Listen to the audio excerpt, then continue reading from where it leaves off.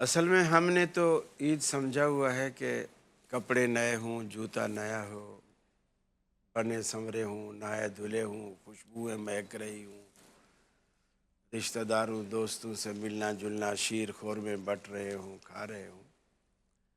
اصل عید جو ہوتی ہے اپنے لیے تو سبھی جیتے ہیں، دوسروں کے لیے جینا جو ہے یہ اصل عید ہے۔ اسی لیے صحابہ کرام کا بھی یہی طرز عمل تھا، رسول اکرم صلی اللہ علیہ وسلم نے بھی یہی فرمایا کہ عید پہ جیسے ملا جائے کسی کو تو دل کی اتھاہ گہرائیوں سے چہرے پر مسکراہٹ لا کر اس کو ملے، تاکہ اسے بھی یہ اندازہ ہو اور یہ اس کو بھی فیلنگ ہو کہ میرے ملنے سے، میرے آنے سے یا مجھے دیکھنے سے اس کو خوشی ہوئی ہے۔ صحیح۔ اور یہی اصل عید ہے کہ آپ دوسرے کو خوشی فیل کرائیں اور دوسرے کو یہ احساس دلائیں کہ آپ کے ملنے سے، آپ کے آنے سے مجھے واقعی دلی سکون ہوا ہے۔ اور اصل جو چیز، جیسے فضل سبحان صاحب نے بھی بیان فرمایا کہ رمضان پورا جو اللہ کے نیک بندے روزے میں، کوئی اعتکاف میں، یہ ذکر اذکار میں، تسبیحات میں، تراویح میں، قرآن یا شب بیداری میں لگے رہے، یہ ایک طرح سے جنت کمانے کے لیے، حاصل کرنے کے لیے ایک مزدوری تھی جو مسلمان کر رہے تھے۔ صحیح۔ اس مزدوری کے لیے اللہ تعالیٰ نے پھر ایک دن مقرر کیا ہے جس دن اللہ رب العالمین مزدوری دیتا ہے۔ سیدنا انس رضی اللہ تعالیٰ عنہ بیان کرتے ہیں کہ جب عید الفطر کے میدان میں لوگ جمع ہو جاتے ہیں، پھر یہ بھی کہ اللہ کے رسول نے فرمایا کہ حالانکہ اللہ کو سب پتہ ہے، پھر بھی وہ فرشتوں سے پوچھتا ہے کہ یہ لوگ کیوں جمع ہیں؟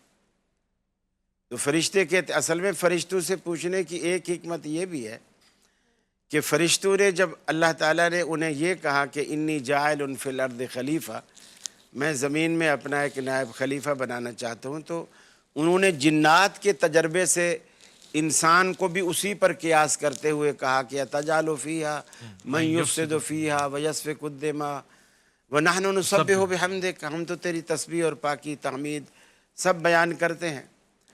تو اللہ تعالیٰ ان سے پوچھتا ہے یہ لوگ کیوں جمع ہیں میدان میں؟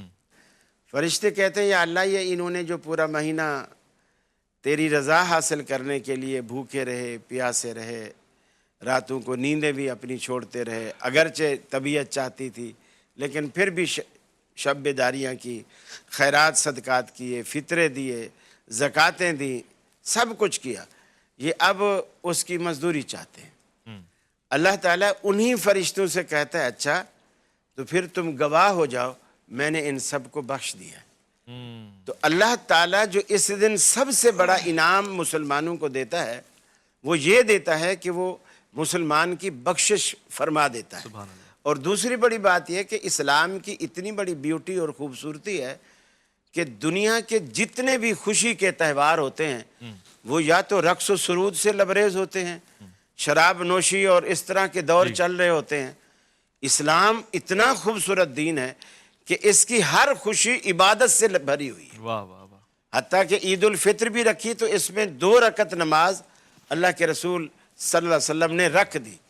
عید الاضحیٰ بھی رکھی تو اس میں بھی اللہ کے رسول صلی اللہ علیہ وسلم نے قربانیوں کے ساتھ ساتھ پھر بھی اس نماز کو رکھا، تاکہ مسلمان کی زندگی کا کوئی لمحہ، چاہے وہ خوشی ہو چاہے وہ غم ہو، اللہ رب العالمین کے یاد سے خالی نہ ہو۔ واہ واہ۔ تو اس لیے اللہ تعالیٰ نے ایک ایسا مسلمانوں کے لیے بہترین تحفہ دیا ہے۔